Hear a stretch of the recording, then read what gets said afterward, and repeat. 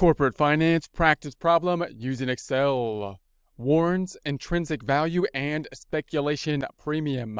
Get ready, it's time to take our chance with corporate finance. Here we are in our Excel worksheet. If you have access to the Excel worksheet, would like to follow along, note that we're in one of two of the practice tabs as opposed to the example tab. The example tab in essence being the answer key. We have the information on the left-hand side, calculations in the blue area on the right-hand side, calculating the intrinsic or minimum value of the warrant and the speculation premium of the warrant. Information on the left is warrants allow holder to purchase a share for the exercise price of $24. So if you have the warrant, you can purchase one share for the exercise price of the $24 as opposed to the stock price. We're imagining the stock actually selling in this example for $29. The warrant sells for, meaning you could purchase and sell the warrant itself. Well, you could purchase the warrant selling for the $8.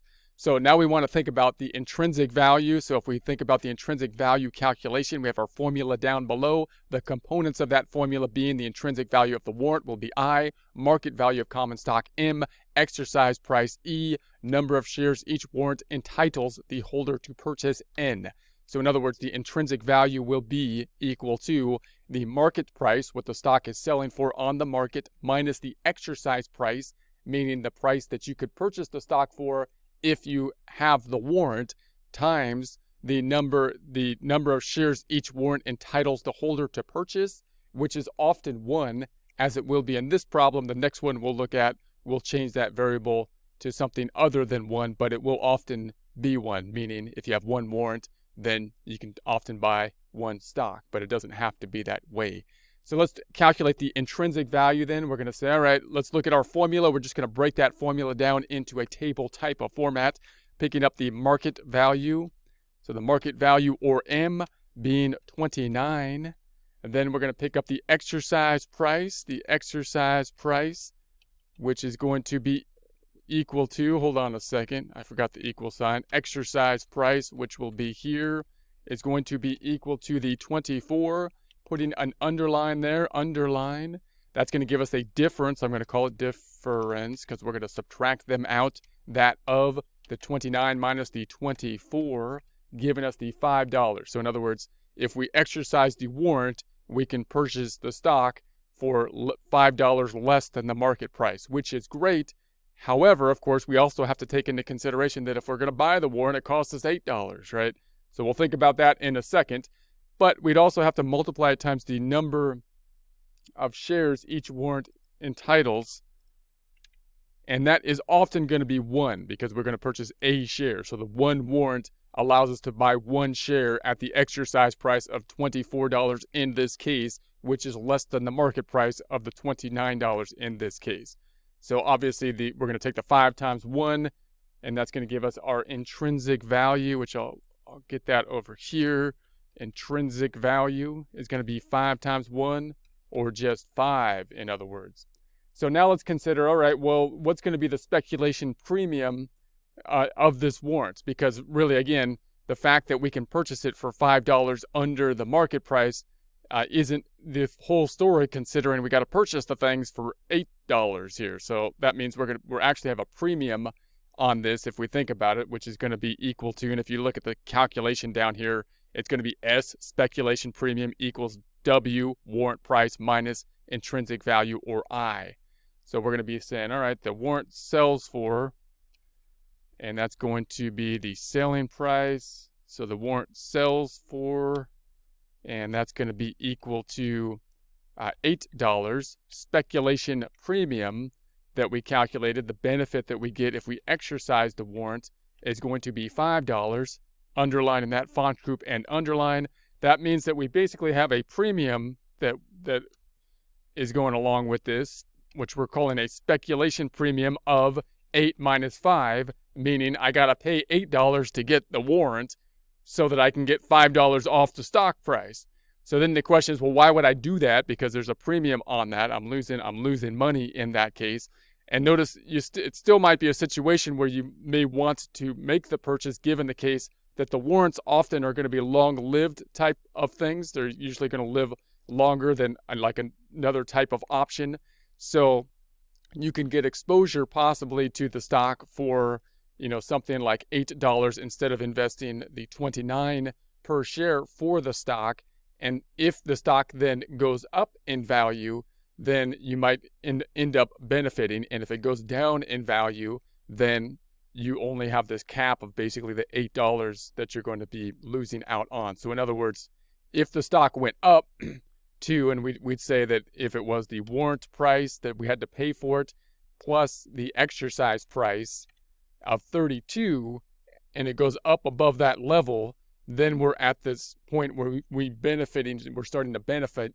And if we were to exercise the options at that point in time, we would have a benefit. We'd have a discount type of situation, and we'd be in the good situation at that point. If the market then goes down, then instead of having us fully invested at the $29 and losing the $29 if we purchase the stock outright by purchasing the warrant, then we're only in at $8, and we're not required to exercise the warrant at the $24.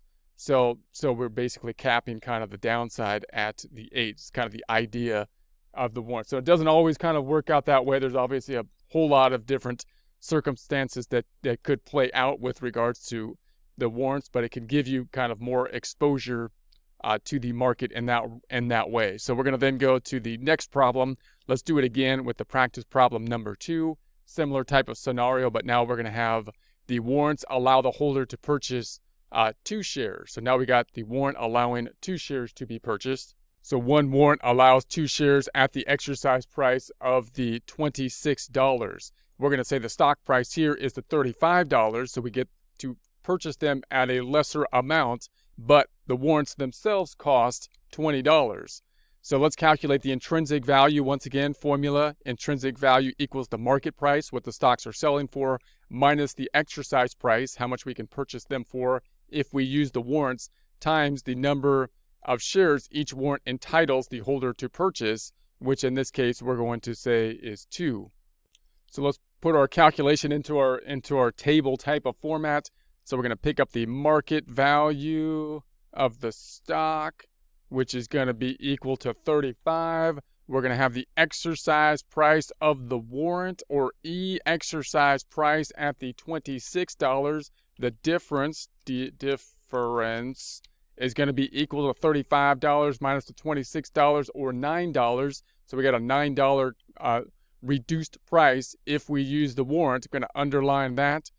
And we get to purchase not 1, but 2. We're going to say one warrant purchases 2 here. So we're going to have 2 shares. Underline that, font group and underline. So that means that we have the intrinsic value. Let's pick that up down here. Intrinsic value of the warrant equaling the 9 times 2, which gives us 18. So we got an 18 benefit because we're purchasing, in this case, we're assuming the 35 market price minus the exercise price, $9 difference per share, the one warrant allowing us the 2 shares, so times 2 gives us the $18 benefit if we exercise the warrant. But once again, of course, we have to pay for those at the $20 for the warrant. So that would mean that if we calculate the speculation premium, we're going to say speculation premium with our formula down below of S, speculation premium, equals W, which is the warrant price, minus I, or the intrinsic value. So let's pick up the speculation premium, which is going to be equal to the 20.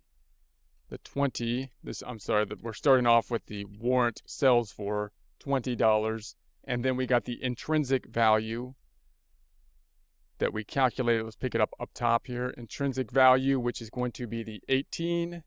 Subtracting that, we're going to go to the font group, underline, and that will give us then the speculation premium, which I'll pick up down here.